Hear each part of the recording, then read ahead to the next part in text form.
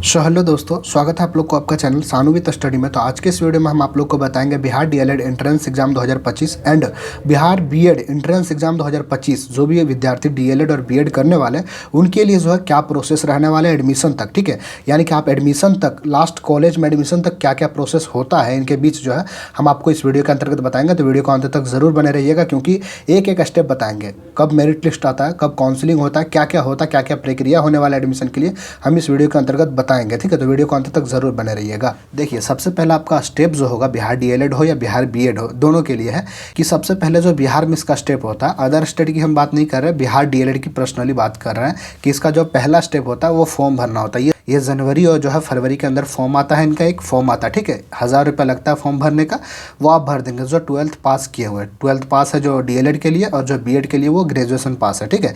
तो वो फॉर्म भर देंगे। फॉर्म भरने के बाद जो है एक एंट्रेंस एग्जाम लिया जाता है, 120 नंबर का रहता है टोटली, ठीक है। उनमें से जो आपका अच्छा स्कोर करना पड़ता है, जो कि आपका मैथ जो है साइंस का क्वेश्चन पूछा जाता है उनमें, तो बेस्ट स्कोर करना पड़ता है, ठीक है।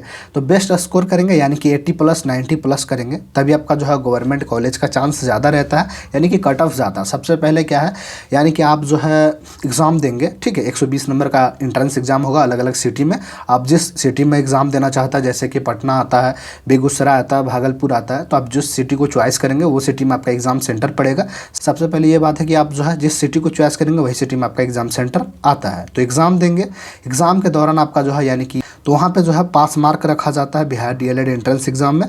तो पास करने के लिए टोटली 120 क्वेश्चन में से, यानी कि 120 नंबर में से, तो 120 में से जो है जनरल स्टूडेंट के लिए जो है यानी कि 42 नंबर चाहिए होता है, और यानी कि जो कैटेगरी का स्टूडेंट है SC ST का, उनको जो है 36 में भी पास कर दिया जाता है। तो अगर आप 36 लेकर आए हैं कैटेगरी का स्टूडेंट और जनरल है आप, तो यानी कि आप 42 लाएंगे तो पास माने जाएंगे। लेकिन यहाँ 5 से काम नहीं चलेगा।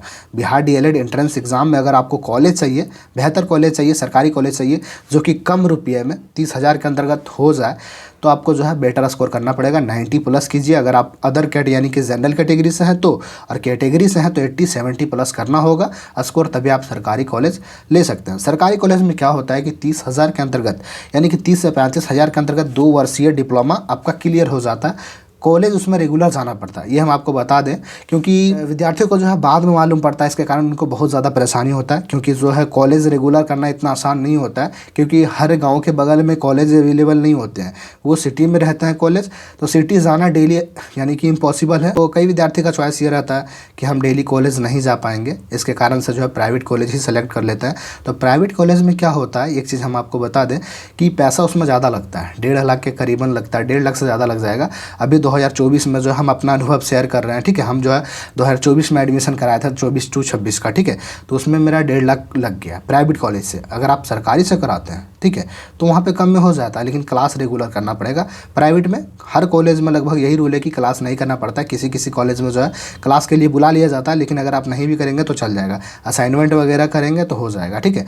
तो प्राइवेट कॉलेज में पैसा ज़्यादा लगता है, आपको कॉलेज जाने की टेंशन नहीं रहती है, ठीक है। आप जो है घर में ही स्टडी कर सकते हैं। तो सरकारी कॉलेज का यही नियम है कि आपको रेगुलर क्लास करना पड़ेगा। तो आप सोच के हिसाब से आप जो है नंबर बेस्ट कीजिए और एग्ज़ाम दीजिए। एंट्रेंस एग्ज़ाम जो है ये करीबन आपका जो है डेट इसका आ चुका है एडमिट कार्ड का, यानी मार्च के फर्स्ट वीक में आपका एग्ज़ाम हो जाएगा, ठीक है। अलग अलग सिटी में अलग अलग शिफ्टों में एग्ज़ाम होते हैं, लगभग 1 महीने तक एग्ज़ाम इसका चलता है डीएलएड का।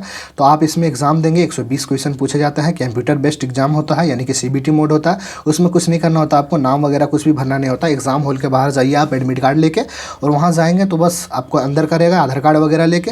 उसके बाद आपको नाम वगैरह सिग्नेचर वगैरह कुछ नहीं लगता, सिर्फ एक साइन लगता है वहाँ पे डॉक्यूमेंट वेरिफिकेशन के लिए, आपका एडमिट कार्ड वेरिफिकेशन के लिए।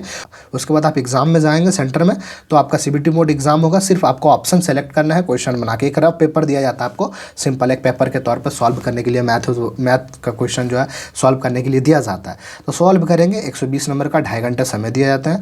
उनके बाद आप एग्ज़ाम देकर आएंगे, रिजल्ट आता है। देखिए प्रोसेस क्या होता है हम बता देते हैं कि एग्ज़ाम देने के बाद, ठीक है, एग्ज़ाम देने के बाद उसका रिजल्ट 1 महीने के 2 महीने के अंतर्गत आएगा।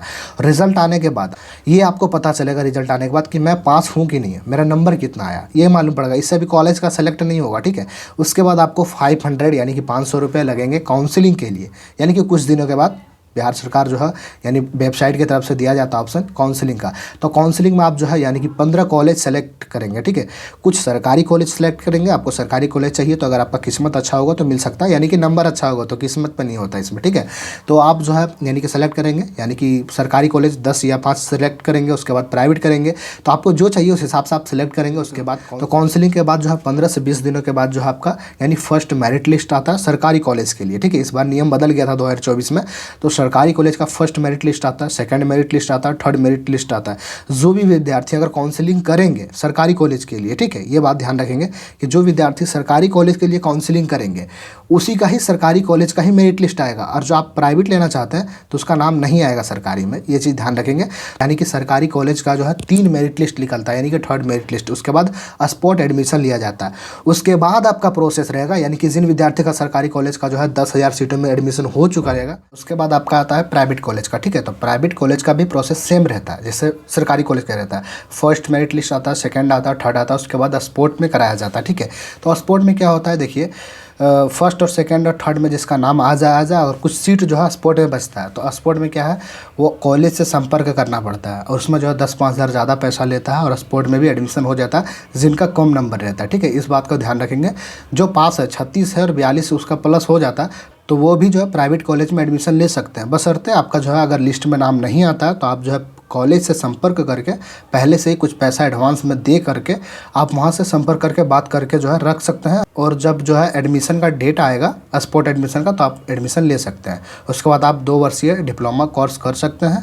आपका जो असाइनमेंट का प्रोसेस होता है उसमें फॉर्म भरा जाता है, ठीक है, और एग्ज़ाम वर्ष में 2 बार होता है, इस बात का खास करके ध्यान रखेंगे, बीएड हो चाहे डीएलएड, ठीक है। तो आशा करता हूँ कि आप लोग को इस वीडियो के अंतर्गत जो है सारा का सारा जो है सूचना मिल गया होगा, डीएलएड से रिलेटेड, बीएड से रिलेटेड। जो बिहार में डीएलएड और बीएड जो है करने वाले हैं जो भी विद्यार्थी, सारा प्रोसेस हम इस वीडियो के अंतर्गत बता दिए, क्या क्या प्रोसेस रहने वाले हैं, क्या क्या प्रोसेस जो होगा आपके साथ, स्टेप जो है हर कुछ, यानी कि आपको थोड़ा सा जो है सतर्क रहना पड़ेगा, ध्यान देकर रहना पड़ेगा कि कब क्या हो रहा है, ठीक है। फॉर्म कब भरा रहा है, इसका एग्ज़ाम कब होगा, मेरिट लिस्ट कब निकलता है, काउंसलिंग कब होता है, सब जो है डेटा आपको मालूम करना पड़ेगा और जो है मालूम रखना पड़ेगा, ठीक है। और जो है जो भी न्यूज़ आएगा, सूचना आएगा, हम इस चैनल के माध्यम से, सानूवित स्टडी चैनल के माध्यम से आपके साथ शेयर करेंगे, साझा करेंगे। तो सानूवित स्टडी चैनल को जरूर सब्सक्राइब करेंगे और नोटिफिकेशन को ऑन कर लेंगे, ताकि जो है हर एक वीडियो डीएलएड से रिलेटेड, बीएड से रिलेटेड जो भी सूचना आएंगे हम आपके साथ शेयर करेंगे। तो चैनल को जरूर सब्सक्राइब कर लेंगे। मिलते हैं नेक्स्ट वीडियो में, तब तक के लिए जय हिंद।